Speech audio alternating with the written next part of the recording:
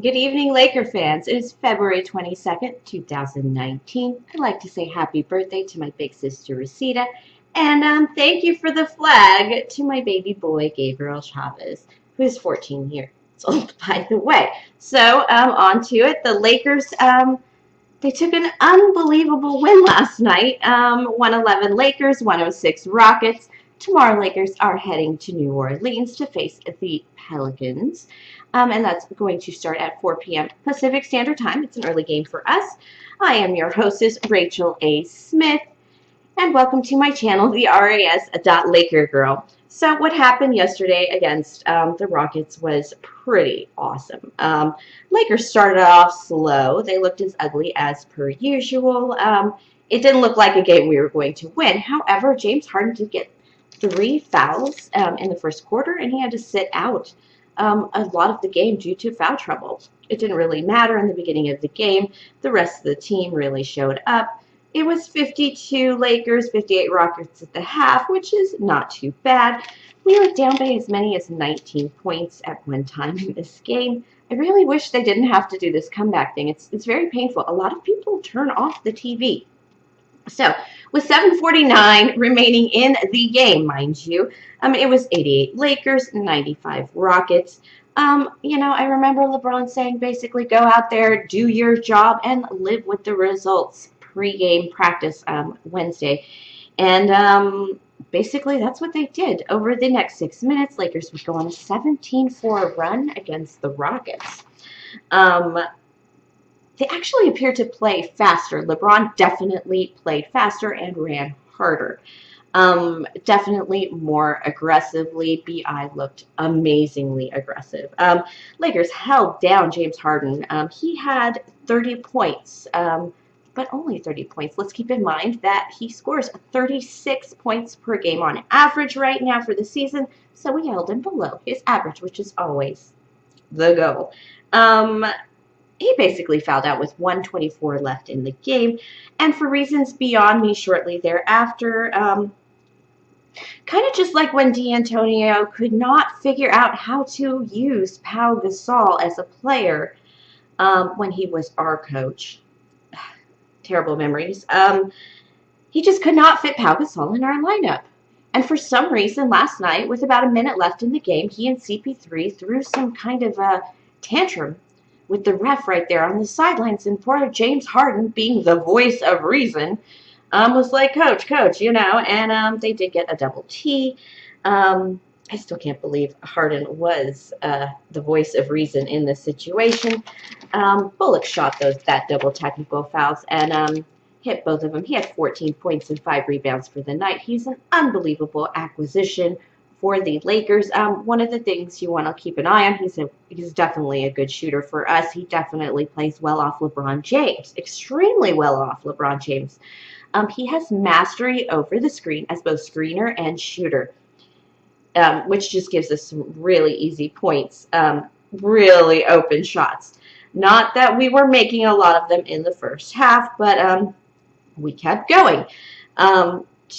He's just an unbelievable acquisition for the team. He did start last night, and it was his first start and first game at the Staples Center. Welcome to Los Angeles, Bullock. We love you already.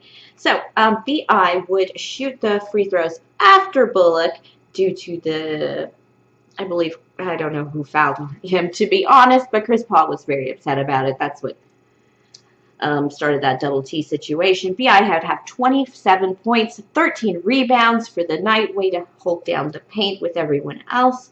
And then CP3 fouled out. CP3 fouled out. So the game was pretty much done for these boys. Rockets can't play without one, let alone both. So basically, these rule-bending Rockets, as 247sports.com calls them, they blamed ref Scott Foster for the loss. And I have this theory. It's a very specific theory, and it hurts sometimes in these close games to realize this. But if a single ref call can cost you the win, or a win hinges upon a single ref call, you are definitely not that good. Basically, your win, your destiny, is in the hands of a ref. And So did the Rockets lose the game last night? Did the Lakers win the game last night? Did Ref Scott Foster lose this game for the Rockets? It does not matter. It put one in the win column for the Lakers.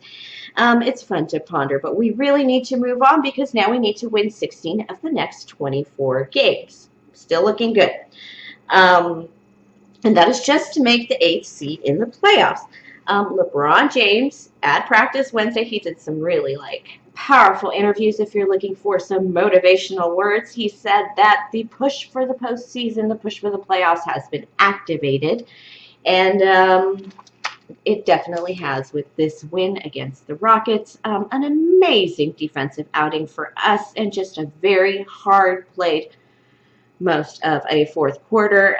Again, that is 111 Rockets, 111 Lakers, 106 Rockets at the final. Again, Lakers still need to figure out how to play the entirety of the game and maybe not have to work so hard by being down 19 points in the middle of the game, or any point of the game for that matter. Some people like to make it hard on themselves. So where are they now? Okay, Lakers still sit 10th in the Western Conference with a 500 record. That is a 29-win, 29-loss record, and 1 win from the 9th seed, Sacramento Kings, 30 wins. We take on the New Orleans Pelicans tomorrow at the Smoothie King Center, or is it the Smoothie King Arena? Either way, it's a goofy name. Pelicans have a 26-33 losing record. They sit 13th in the Western Conference. They play the Pacers tonight in Indiana. On Valentine's Day, the Birds beat OKC 131-122. Anthony Davis was unable to play the whole game. I believe he injured his shoulder, pulled his shoulder or something. Basically, this is not necessarily going to be a slam dunk easy win. You just can't fall asleep on the Pelicans. Anthony Davis is expected to play at least 25 minutes. The Birds front office have confirmed he will actually start. In that Love Day game against OKC, former Laker Julius Randle had 33 points, 11 boards, and 6 assists. Drew Holiday had 32 points, 5 boards, and 7 assists. Basically, everyone rebounds on this team, and they really fill out the stat sheet in that column. Now, Anthony Davis, that lovely acquisition we tried to get that shook up the life out of our team. He averages 28 points, 13 boards, 4 assists, and 1.6 steals per game. Both Holiday and Davis's minutes will be limited. Basically, the front office has said they want to focus on their youth and the young future of the Pelicans. AKA, they're trying to lose games and get lottery picks. They're tanking the season. It's over. We know Anthony Davis is leaving. We have to focus on what's happening after this season and after we get rid of him and that problem that he is.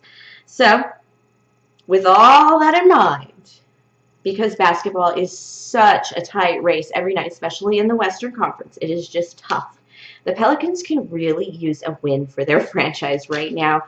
That whole early February trade saga led to the firing of GM Del Demps for his behavior. He kind of was embarrassing for the team. Thank God for Alvin Gentry being the voice, the team, the reasonable voice of the team. They've basically been warned by the NBA that if they don't play AD and he's not injured, it'll be a $100K fine per night. Basically, they have the NBA all up in their roster. And they need this win to basically feel good about themselves. So Lakers need to be cautious about a team fighting for more than the game right there at hand in front of them. I always like to warn my boys about fighting, and that's because Oscar Robertson, a very lovely black gay boxer, he basically killed one man in the ring because he was fighting a million men in his soul. When I read that, I never forgot it. But basically, he was not just fighting that one man. So the Pelicans have a lot to fight for. It'll either scatter them or unite them. Either way, it should be a win for the Lakers. They are not stacked to win, and they don't want to win. They don't necessarily want to win. Lakers just need to focus hard and do what they do. Another note, Tyson Chandler, he does have a sore neck, so he will have limited minutes. Josh Hart will also have limited minutes, but when he does play for that sore knee, but when he does play, he will look good. He has looked good. Mike Muscala has not yet played for the Lakers. He is coming off an ankle injury. And then there was this whole Lonzo Ball-ness. Apparently, LeVar Ball said that, Luke Walton should be fired and that he made his son a loser. So he's basically calling his son a loser. It was on one of these YouTube things that I saw, a very interesting sports show. And I have not heard anything about this. I've just heard that he's on track, he's healing. But supposedly there's talk that he's like taking his time to come back because he doesn't want to come back to a disaster. After that game against the Rockets, I don't know if that's a good plan, Lonzo. Especially since LeVar Ball wants you traded to the Phoenix Suns, the worst team in the NBA, so that you can play with your brothers, which means you can basically lift up your brothers. I haven't seen them do enough. I mean, they couldn't even get the start in college. I haven't seen them do enough to warrant the treatment that Lonzo Ball gets. However, it's not a good time to be playing these games, opting out of the season, even mentally right now.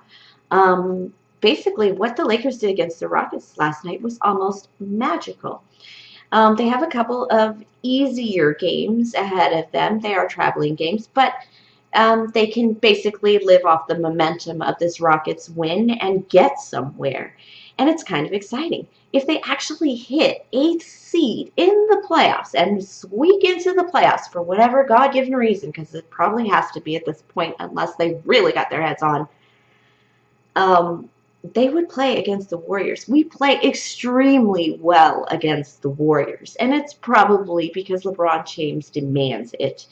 But it's also because it would be really cool to see us just take out the Warriors, even if we just died in the sand afterwards and couldn't make it past the second round. That would be a Laker girl's dream, and that is a pretty sexy dream for the postseason. I really hope I can cover that. That would just make this unbelievably exciting. Again, what have you is Lonzo Ball. He's running in the water, underwater on the treadmill, and he's healing as per usual. There's been no talk about him not coming back as needs be. I don't think the team is going to stress without him. We'd love to have him. He does add something to the game.